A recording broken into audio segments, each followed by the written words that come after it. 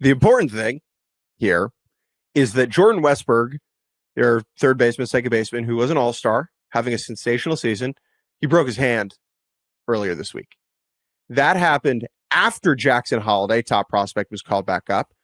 Jackson Holliday, who hit a grand slam in his first game back. Oh boy, that was an electric moment. The ball clattering down onto Utah Street. All the people saying they should have traded him. Jackson Holliday says, trade this 439-foot home run.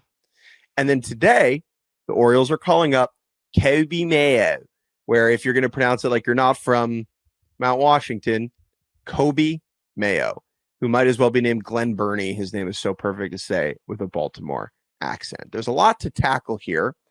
I'd actually like to start with Mayo. Jordan, this is a player who the Orioles did not want to give up in trades. They prioritized him over some of like Austin Hayes. They were willing to trade away a proven everyday big leaguer in Austin Hayes for the chance at seeing what Coby Mayo can do. What type of player is Coby Mayo, and why should Orioles fans and non-Orioles fans be interested and excited in his debut? Yeah, so obviously in this Orioles system, it's sometimes hard to keep track of all of them and keep track of them. And really what is so interesting is knowing, like, I would love to know, I made a joke recently about, it'd be awesome to know, who are the players around the league that the Rays think are magically awesome, even though you don't know about them yet. I think another piece of internal baseball team information I would love to know is actually how do the Orioles line up all of these guys in terms of like, who do they actually believe has the highest ceiling between, or especially if you asked this question like 2 years ago, right? Between Gunnar, between Adley, between Jackson Holliday, between Mayo, between Kjerstad, between Cowser, between like because we can only Norby, right? We find out, okay, we're willing to trade Connor Norby for Trevor Rogers. Like, we just don't know. You could say that you love all your children equally, but you don't. You can't. Right. That's not how life works. Yes. And so, but as always, if you ask Mike Elias on the record, he'll be like, they're all very talented. We really believe in all of them, but you got to go by actions louder than words. And them not trading Coby Mayo over these, this stretch in a way that even more so than Jackson Holliday, it's not that hard to explain why they wouldn't want to trade Jackson Holliday. He was the number one pick and he was the top prospect in baseball. But Mayo seemed like someone that was such an easy piece to just throw in as such a good headliner because all he's done since he got into the minor leagues is hit. The power has gone up. The plate discipline has only improved. This is a guy who, as an amateur, 2020 draft, right? So the 2020 draft is already interesting in and of itself. But a high schooler in Florida who was pretty well known just because he was gigantic and had huge raw power. But it was like, is this someone that is going to actually become a good overall hitter?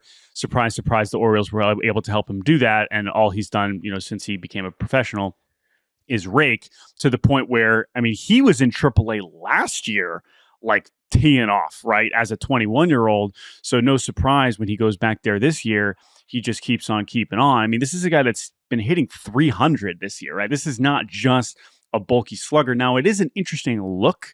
It is not the prettiest operation, but it obviously works for him, and he's 22, and it's the kind of thing that talk about if it ain't broke, don't fix it. It'll be interesting to see how it translates to the big leagues, but here they go again. This is another like legitimate impact bat that could make, add to this lineup once again. I'm curious where he's going to play defensively. Do you have an idea? So I checked that. So again, when you're looking at all these infielders, you're wondering where is he going to fit?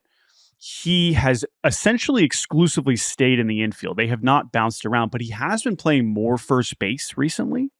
So again, it's like, are we putting him at third? Now that Westberg's hurt, because the offensive ceiling with him is certainly higher than a Ramon Urias, or are we finding ways to have him play more first base? He still played a good amount of third this year. I just don't know the comfort level there. But long term, I'd imagine they want him to stay in the infield. But we'll see. He's obviously a pretty big dude, and I don't think that the range in the outfield. I think they'd rather see what they have at third. But I don't know. It'll be and where that fits in with the right-handed DH and Eloy and all those things. I don't know. The most interesting thing about him as a player, most swings are outies in that a hitter's front foot lands closer to the pitcher than where it starts. They are moving towards the pitcher, right? or their foot lands right where it started. Coby Mayo is one of the few players I have ever seen whose front foot lands closer to his back foot when it hits the ground.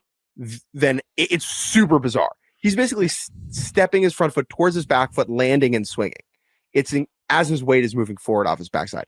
Very bizarre look. Very interesting hitter. Can't wait to see how it translates to the big leagues.